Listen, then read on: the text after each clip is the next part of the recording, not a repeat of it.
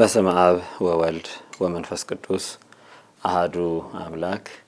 ከሁሉ አስቀድመን እግዚአብሔር አምላካችን የአባቶቻችን አምላክ ለዓመታዊው የርክበ ካህናት የቅዱስ ሲኖዶስ ምልዓተ ጉባኤ ሁላችንንም በአባቶቻችን ጸሎትና ቡራኬ እንኳን አደረሰን ብዬ የዛሬውን የቅዱስ ሲኖዶስ ምልዓተ ጉባኤ ውሎ በአጭሩ አቀርባለሁ። እንደሚታወቀው ትንሣኤ በዓለ በ25ኛው ቀን የርክበ ካህናት ቅዱስ ሲኖዶስ ምልዓተ ጉባኤ እንዲደረግ የቤተ ክርስቲያናችን ጥንታዊ ሐዋርያዊ የሆነ ቀኖና ያዛል። በዚህም ቀኖና በፍትሐ መንፈሳዊ አንቀጽ 5 ቁጥር 164 በሚያዘው መሰረት በየዓመቱ የሚደረገው የቅዱስ ሲኖዶስ ምልዓተ ጉባኤ ተደርጓል። ይህም በሕገ ቤተ ክርስቲያን ድንጋጌን መሰረት በማድረግና የአባቶቻችንን ቀኖና ስርዓቱን እና ትውፊቱን መሰረት በማድረግ የተከናወነ ነው። ሚያዝያ 27 ቀን 2018 ዓመተ ምህረት የመክፈቻ የቅዱስ ሲኖዶስ ምልዓተ ጉባኤ መክፈቻ ጸሎት በመንበረ ፓትርያርክ ቅድስተ ቅዱሳን ድንግል ማርያም ገዳም ብፁዕ ወቅዱስ አቡነ ማትያስ ቀዳማዊ ፓትርያርክ ርዕሰ ሊቃነ ጳጳሳት ዘኢትዮጵያ ሊቀ ጳጳስ ዘአክሱም ወዕጨጌ ዘመንበረ ተክለ ሃይማኖት በመሩት ብፁዓን አበው ሊቃነ ጳጳሳት እና ጳጳሳት የቅዱስ ሲኖዶስ አባላት በተገኙበት ሁሉም አባቶች በትላንትናው ዕለት በመንበረ ፓትርያርክ ቅድስተ ቅዱሳን ገዳም የመክፈቻውን ጸሎት በሰርክ አከናውነዋል።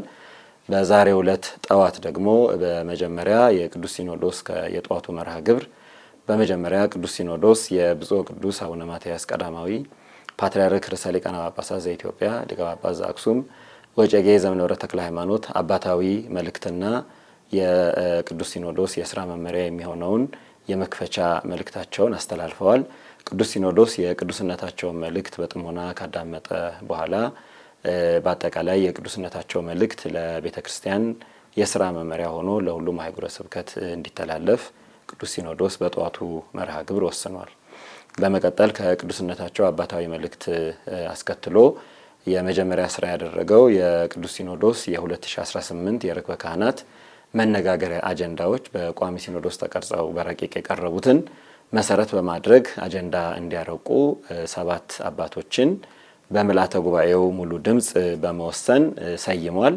እነዚህም አባቶች በጠዋቱ መርሃ ግብር የተሰየሙትና አጀንዳ እንዲያረቁ በቅዱስ ሲኖዶስ ኃላፊነት የተሰጣቸው ብፁዕ አቡነ ሄኖክ፣ ብፁዕ አቡነ እንጦንስ፣ ብፁዕ አቡነ ኤዎስጣቴዎስ፣ ብፁዕ አቡነ ቴዎፍሎስ፣ ብፁዕ አቡነ ኤርምያስ፣ ብፁዕ አቡነ ፊልጶስና ብፁዕ አቡነ ኤልሳ ናቸው። አባቶቹ ከቅዱስ ሲኖዶስ በተሰጣቸው አደራና በተሰጣቸው መመሪያ መሰረት የቀረቡትን አጠቃላይ ረቂቅ አጀንዳዎች ከቅዱስ ሲኖዶስ ስርዓትና መመሪያ በቀኖናዊ ትውፊቱ መሰረት አርቅቀው ከሰዓት በኋላ የቅዱስ ሲኖዶስ ምልዓተ ጉባኤ አቅርበዋል። ቅዱስ ሲኖዶስ ምልዓተ ጉባኤም በቀረቡት አጀንዳዎች ላይ ሰፊ ውይይት በማድረግ የ2018 ርክበ ካህናት የቅዱስ ሲኖዶስ ምልዓተ ጉባኤ መነጋገሪያ አጀንዳ እንዲሆኑ 22 አጀንዳዎችን በአጠቃላይ በመስማማት በቅደም ተከተል በማቅረብ ውይይቱ እንዲደረግ ቅዱስ ሲኖዶስ በሙሉ ድምጽ ወስኗል። ከነዚሁ 22 አጀንዳዎች መካከልም የተወሰኑ አጀንዳዎች ዝርዝር ንዑሳን አጀንዳዎች በውስጣቸው የያዙ ናቸው። የሆነ ሆኖ እንግዲህ በ22ቱ አጀንዳዎች ላይ ቅዱስ ሲኖዶስ ለመነጋገር በመወሰን የዕለቱን መነጋገሪያ መርሃ ግብር ጀምረዋል። በዚህም መሰረት የመጀመሪያው የቅዱስነታቸውን መልእክት በተመለከተ ቅዱስ ሲኖዶስ ምልዓተ ጉባኤ የቅዱስ አባታችንን መልእክት የሥራ መመሪያ እንዲሆን መቀበሉን አጽድቋል። በማስከተል ደግሞ የቅዱስ ሲኖዶስ ዓመታዊ ሪፖርት በብፁዕ አቡነ ዲዮስቆሮስ የቅዱስ ሲኖዶስ ዋና ጸሐፊ የራያ ሀገረ ስብከት ሊቀ ጳጳስ የቅዱስ ሲኖዶስ ከ2017 ዓ.ም ጀምሮ እስከ አሁኑ ርክበ ካህናት ድረስ በዓመቱ የሰራቸውን ስራዎች በምልዓተ ጉባኤም በቋሚ ሲኖዶስም የተሰሩ ስራዎችን፣ የተላለፉ መመሪያዎችን፣ የተወሰኑ ውሳኔዎችን በአጠቃላይ ቅዱስ ሲኖዶስ ያደረጋቸውን ዓመታዊ የሥራ ክንውኖች በንባብ አሰምተዋል።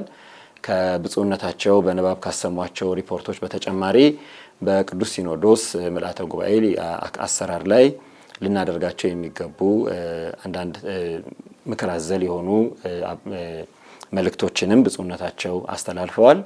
ምልዓተ ጉባኤው የብፁዕነታቸውን የቅዱስ ሲኖዶስ የዓመታዊ ሪፖርት በጥሞና ካዳመጠ በኋላ መደረግ የሚገባቸውን ውይይቶች፣ ጥያቄዎች እና ሊካተቱ የሚገባቸው ነገሮች ካሉ አጀንዳው ከተከፈተ በኋላ በዚህ ላይ ውይይት በማድረግ የብፁዕነታቸውን ሪፖርት ሙሉ ለሙሉ ተቀብሎ አጽድቋል። በዚህም ደግሞ በአመቱ በቅዱስ ሲኖዶስ የተሰሩ ስራዎች በእንደዚህ አይነት መንገድ በቅደም ተከተል የተፈጸሙትን ተፈጽመዋል። በሂደት ላይ ያሉትም በሂደት ላይ ናቸው። መመሪያ የተላለፈባቸውንም ተጠናቀው ሪፖርት የቀረባባቸውንም በሙሉ ስራዎች በተጠናቀቀ መንገድ ማቅረባቸውን በማድነቅ እንዲህ አይነቱ የቅዱስ ሲኖዶስ አሰራር እጅግ በጣም መሰረታዊና ጠቃሚ መሆኑን ቅዱስ ሲኖዶስ ወደ ኋላ ተመልሶ በአመቱ የሰራቸውን ስራዎች እንዲያይ የተከናወኑት የተፈጸሙትን ያልተፈጸሙም ካሉ እንደገና መርምሮ ተጨማሪ መመሪያ ለማስተላለፍ የሚያስችለው በዚያ ላይ ደግሞ በቅዱስ ሲኖዶስ ውሳኔዎች ዙሪያ ያሉ የአተገባበር ችግሮችም ካሉ ለመመዘን በጣም የሚጠቅም ስለሆነ ይሄንን አሰራር ከልብ በማድነቅ የቅዱስነታቸውን ሪፖርት በሙሉ ድምጽ ተቀብሎ አጽድቋል።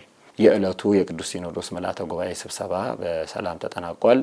እንደ እግዚአብሔር ፈቃድ እንደ አባቶቻችን በረከትና ሐዋርያዊ ትውፊት በቀጣይ የሚደረጉትን የቅዱስ ሲኖዶስ ምልዓተ ጉባኤዎችን በተከታታይ የምናቀርብ ይሆናል።